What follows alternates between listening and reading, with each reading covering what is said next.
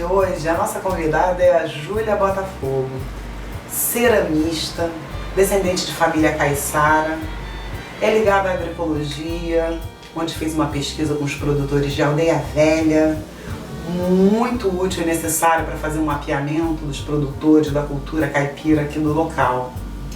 Júlia, além de cineasta, é ceramista e entrou nesse universo da cerâmica para produzir utensílios para a casa dela. Então, vocês vão aprender um pouquinho sobre a cerâmica de Júlia Botafogo na oficina de hoje.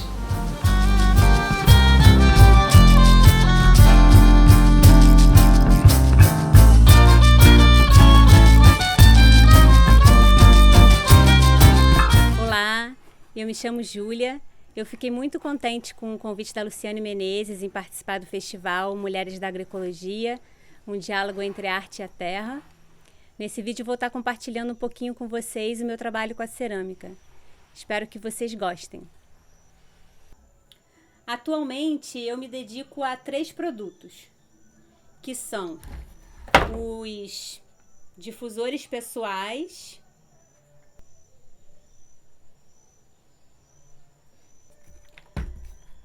os irrigadores e a fotocerâmica. Atualmente eu trabalho com a cerâmica de baixa temperatura.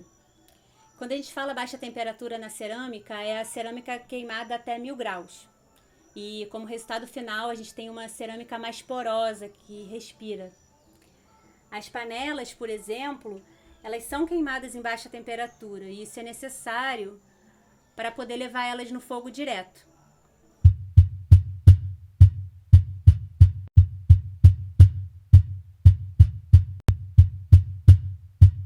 A primeira vez que eu vi um difusor, eu adorei aquela ideia. E anos depois só eu me vi fazendo difusor. Esses aqui são os difusores que eu faço. Eu procuro fazer um diferente do outro, né? Mesmo quando eles são igual na forma, um desenho é diferente do outro. E todos eles têm um espacinho para você colocar o algodão e colocar o óleo essencial. Esse aqui é atrás. Esse aqui é mais uma cara de colar mesmo, então é entre aqui, um e outro. Tem esse aqui que são 2 peças.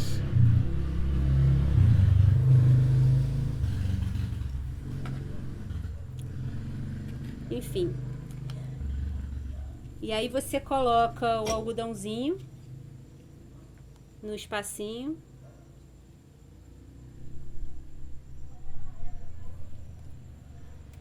E coloca o óleo essencial da sua preferência.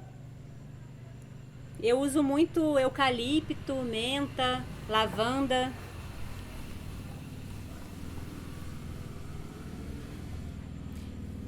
E é isso, a ideia não é você perfumar por aí, mas é você poder inalar quando você quiser.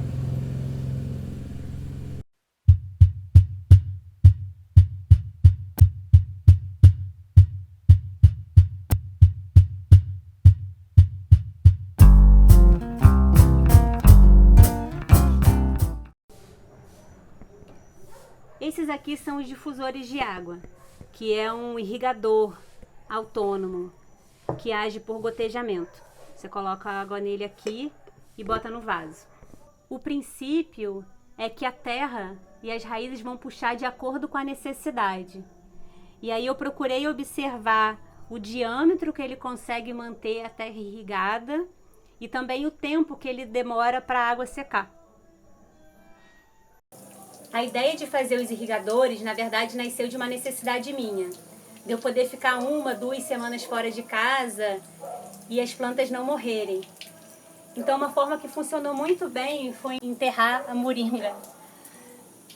E eu encho ela de água.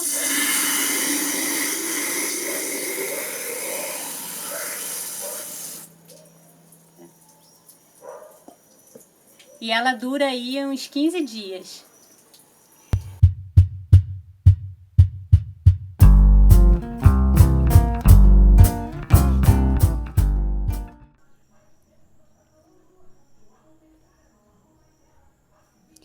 Essas aqui foram uma das minhas primeiras transferências. Eu fiz ela a partir de uma fotografia que eu tirei de uma geodésica que construí. Essa geodésica foi um dos meus primeiros trabalhos artísticos. Foi quando eu me coloquei, né, como Júlia artista. E eu construí ela dentro de uma residência. A proposta da residência foi explorar as narrativas que a geodésica podia trazer. E muitas delas inspiradas nas ideias do Buckminster Fuller, que foi o cara que estudou e sistematizou essa estrutura. E ele pensou as relações que podia ter com os padrões da natureza. Ele fala de uma estrutura sinergética, que seria construir com o mínimo de elementos uma estrutura forte e resistente. A sinergia tem muito a ver com a agroecologia, né? Porque ele fala de cooperação, de um sistema diverso, né? E um sistema diverso ele é mais eficiente. Porque quando você planta em consórcio, por exemplo, quiabo, milho, feijão, você aproveita melhor os nutrientes do solo e plantando com espécies diversas também você diminui as pragas. As transferências de imagem para cerâmica, eu venho pesquisando e experimentando, né? Esse é um dos meus últimos trabalhos, que é uma homenagem a pessoas e memórias de Aldeia Velha. Eu venho da fotografia e já tive laboratório, construí câmera de papel, revelei no café. Então essas técnicas alternativas, elas conversam muito comigo. A ideia desse trabalho é tirar as fotografias do acervo pessoal e compartilhar ela na rua, né? Sobre aí uma superfície que é um bem comum, né? A argila.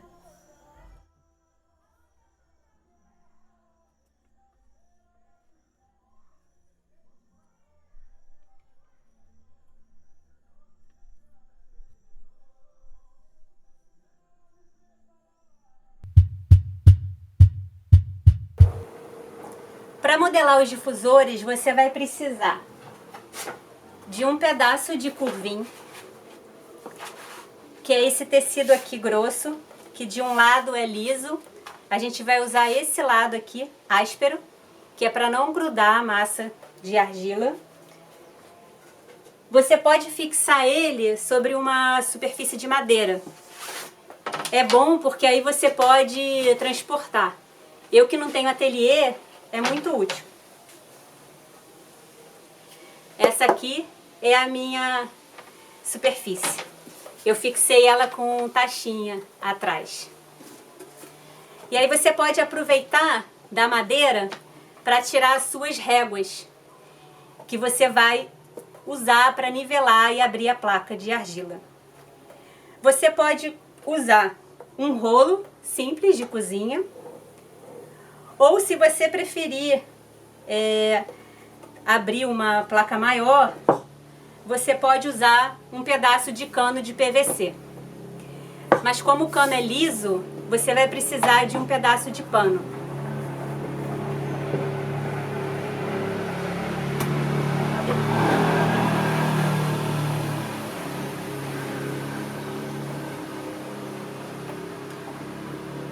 Você deve ter cuidado só para não marcar muito a sua placa, então abriu o pano para não ter muitas dobras. Na hora de abrir a placa de argila, você vai precisar de um potinho com água e uma esponjinha para você molhar o dedo e ir fechando as rachaduras que vai tendo em volta da sua placa. Isso é bom para você otimizar a sua massa de argila. Para os difusores, eu uso uma régua mesmo, porque a espessura é mais fininha e o difusor é uma peça mais delicada. E aí, para alisar a placa, eu uso um cartão e um palito para furar as possíveis bolhas.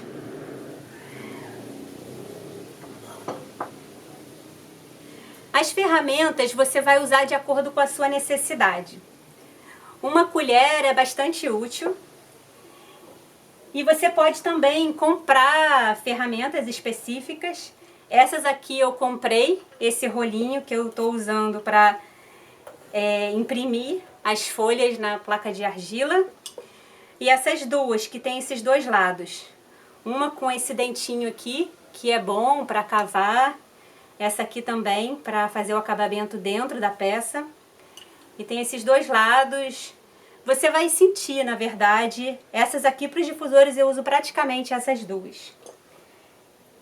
E as forminhas de corte, que você compra em loja de confeiteiro. A loja de confeiteiro é muito bom, porque você tem muita variedade de ferramentas. E você vai precisar também de barbotina, que é a argila líquida, que você usa para colar uma face sobre a outra. Bom, essas ferramentas aqui, eu construí e aprendi a fazer lá quando eu estava no Pará. Isso aqui é um raio de bicicleta, de um lado ele é pontiagudo e de outro é amolado, tipo uma laminazinha, uma faquinha. E essa aqui é um grampo de cabelo com uma caneta Bic, e é bom para cavar.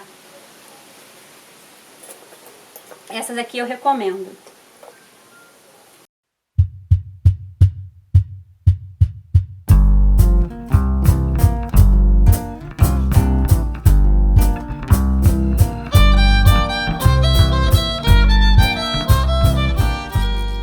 Uma das coisas que eu mais gosto na agroecologia é que a gente está sempre aprendendo e trocando.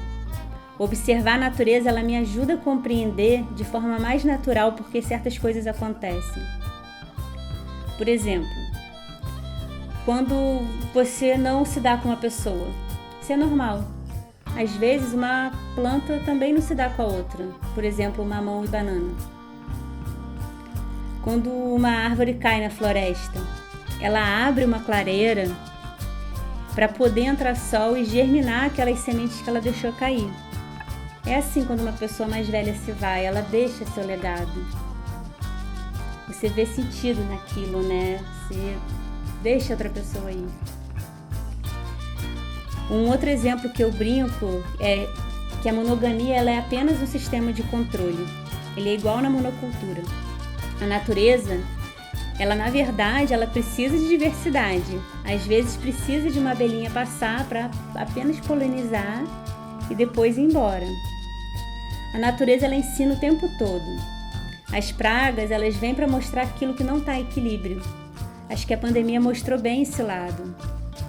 Enfim, eu quando quero entender certas relações, sentimentos, eu busco fazer esse paralelo com a natureza. E eu não tenho dúvida que ela é a grande mestra.